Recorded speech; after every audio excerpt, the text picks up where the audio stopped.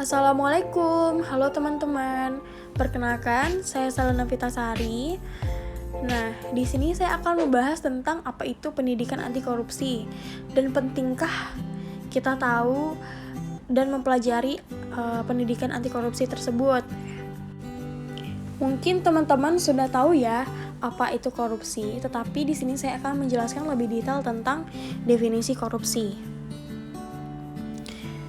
Korupsi melibatkan penyalahgunaan kepercayaan yang umumnya melibatkan kekuasaan publik untuk keuntungan pribadi. Johnson 2005-12 mendefinisikan korupsi sebagai penyalahgunaan peran, jabatan publik, atau sumber untuk keuntungan pribadi.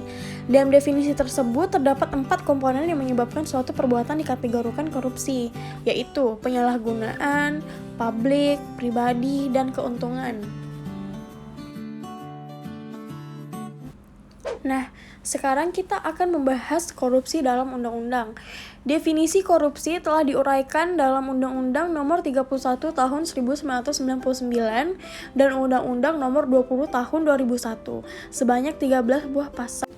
Dari pasal-pasal tersebut, korupsi dirincikan lebih lanjut ke dalam 30 bentuk tindak pidana korupsi.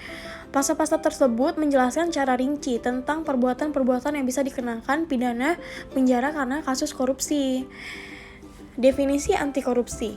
Anti korupsi merupakan kebijakan untuk mencegah dan menghilangkan peluang bagi berkembangnya korupsi Maheka 31. Pencegahan yang dimaksud adalah bagaimana meningkatkan kesadaran individu untuk tidak melakukan korupsi dan bagaimana menyelamatkan uang dan aset negara. Nah, sekarang kita masuk ke apa itu definisi anti korupsi. Secara umum, pendidikan anti korupsi diartikan sebagai pendidikan korupsi budaya yang bertujuan untuk mengenalkan cara berpikir dan nilai-nilai baru kepada peserta didik. Suryanto 2005-43. Pendidikan anti korupsi adalah program pendidikan tentang korupsi yang bertujuan untuk membangun dan meningkatkan kepedulian warga negara terhadap bahaya dan akibat dari tindakan korupsi. Nah, yang paling penting, mengapa sih pendidikan anti korupsi perlu ditanamkan sejak dini? Pendidikan anti korupsi tidak hanya sebagai sarana transmisi pengetahuan, tetapi juga menekankan pada pembentukan karakter. Tidak hanya itu, pendidikan ini dapat menumbuhkan kesadaran moral yang menolak penyimpangan perilaku koruptif. Jadi penting ya guys, kita menanamkan pendidikan anti korupsi sejak dini. Next, kita akan membahas tentang apa saja sih nilai-nilai anti korupsi. Ada 2 cara untuk mengatasi korupsi, yaitu dengan pencegahan atau pendidikan anti korupsi dan pemberantasan korupsi dengan penindakan terhadap pelaku tindak pidana korupsi.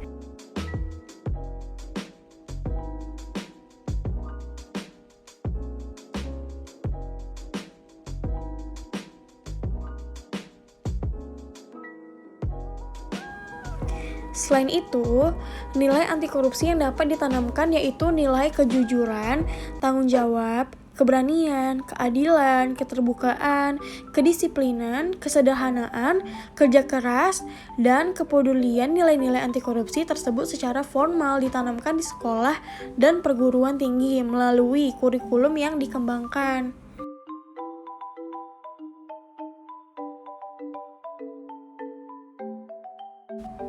Jika tadi kita sudah membahas tentang nilai-nilai anti korupsi, sekarang kita akan bahas tentang tujuan pendidikan anti korupsi. Pertama, pembentukan pengetahuan dan pemahaman mengenai berbagai bentuk korupsi dan aspek-aspeknya. Kedua, perubahan persepsi dan sikap terhadap korupsi. Ketiga, pembentukan keterampilan dan kecakapan baru yang dibutuhkan untuk melawan korupsi.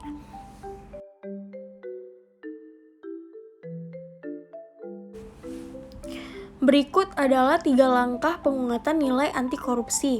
Pertama, membangun generasi muda yang paham tentang pentingnya mencegah tindak korupsi. Kedua, membuat pusat pelayanan pengaduan tindak korupsi. Ketiga, memberikan hukuman yang dapat menimbulkan efek jera agar tidak korupsi terulangi kembali pada masa yang akan datang.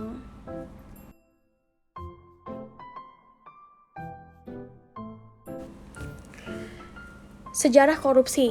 Di Indonesia, korupsi demikian gencar dan makin sulit dibendung, terutama sejak berlalunya era Soeharto. Gus Dur bahkan punya sloroh menarik, yaitu di zaman Orde Lama, orang takut korupsi sehingga korupsi dilakukan di bawah meja. Di zaman Orde Baru, orang berani korupsi sehingga korupsi dilakukan di atas meja. Dan pada zaman reformasi lebih gila lagi, mejanya pun dikorupsi. Sebagai mahasiswa, apa sih peran mahasiswa dalam pemberantasan korupsi? Sebagai kontrol sosial, mahasiswa dapat melakukan peran preventif dan sekaligus mengkritisi. Seperti yang kita tahu, beberapa upaya mahasiswa selama ini mencoba melakukan kritik terhadap hukum Indonesia yang kurang tegas terhadap korupsi.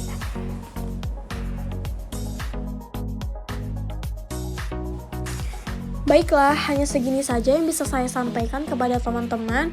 Semoga ilmu yang kita dapatkan hari ini bisa bermanfaat dan teman-teman jadi lebih paham tentang pendidikan anti korupsi. Wabillahi taufik wa hidayah. Wassalamualaikum warahmatullahi wabarakatuh.